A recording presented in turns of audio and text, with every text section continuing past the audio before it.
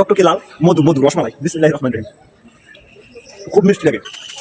আসসালামু আলাইকুম প্রিয় বন্ধুরা, আজকে আপনাদের সামনে একটা ফল নিয়ে এসেছি, বিরল প্রজাতির ফল, যেটা একমাত্র যারা ছোটোবেলায় গ্রামে থাকছে তারাই চিনবে। এই যে দেখুন, চিনতে পারতেছেন? এই ফলটা যদি আপনি চিনে থাকেন তাহলে আপনার শিশুবেলাটা খুব মধুর ছিল। এটা আমাদের এলাকায় গ্রাম্য ভাষায় এটাকে বন্য শসা বলা হয়। আপনার এলাকায় কি বলে ডাকা হয় এটা অবশ্যই কমেন্ট বক্সে জানাবেন। তো এটা নাকি অনেক উপকারী, যাদের জন্ডিস আছে বিশেষ করে গ্রামের মানুষ, তারা এগুলো কাঁচা ভাজি করে খাইতো। তো যাই হোক, আমি পাকাতা পেয়েছি, দেখতে পাইতেছেন আমার হাতে 5টা আছে। কিছুটা পাখিতে খেয়েছে, এই যে দেখতে পাচ্ছেন। কোনটা? এই যে এইটা, এই যে পাখিতে খেয়ে ফেলছে, দেখছেন?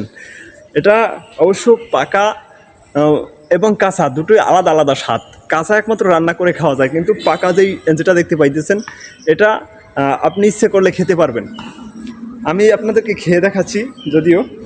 আচ্ছা, এই ছোট্টটাই খাই, ঠিক আছে? একটু ধৈর্য ধরেন। এই যে এই দেখতে পাইতেছেন, একেবারে টসটসে পাকা টকটকে লাল মধু মধু রসমালাই। বিসমিল্লাহির রহমানির রহিম।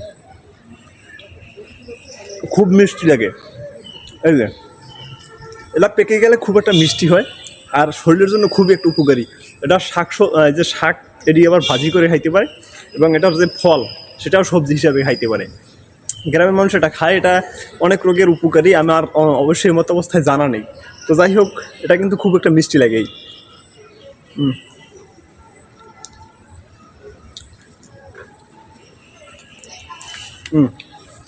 তো পাখিরা বিশেষ করে খেয়ে ফেলছে। যাই হোক, আমি আর খাইতেছি না, বাসায় নিয়ে যাব। আপনাদের দেখানোর কথা ছিল, সেজন্য দেখিয়ে দিলাম। তো আপনি যদি এটা চিনেন, আপনার এলাকায় কী নামে চিনেন, এইটা অবশ্যই কমেন্ট বক্সে জানাবেন। কেমন? আমি ইচ্ছে করতেছে আরও একটা খাই। খুব একটা মিষ্টি লাগতেছে, বুঝছেন? খুব একটা মিষ্টি লাগতেছে, বুঝছেন? ইচ্ছে করতেছে আরও খাই।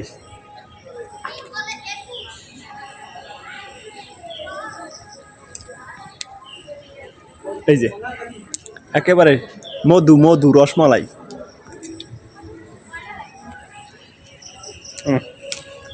এ দুটো ফেটে গেছে, একটা আর একটা পাখিতে খেয়ে ফেলছে। এই যে, তো এই কেমন হলো ভিডিওটা অবশ্য কমেন্ট বক্সে জানাবেন। ভালো থাকবেন, সুস্থ থাকবেন। আল্লাহ হাফেজ। আবারও দেখা হবে এরকম কোনো ভিডিও নিয়ে আপনাদের মাঝে। ধন্যবাদ।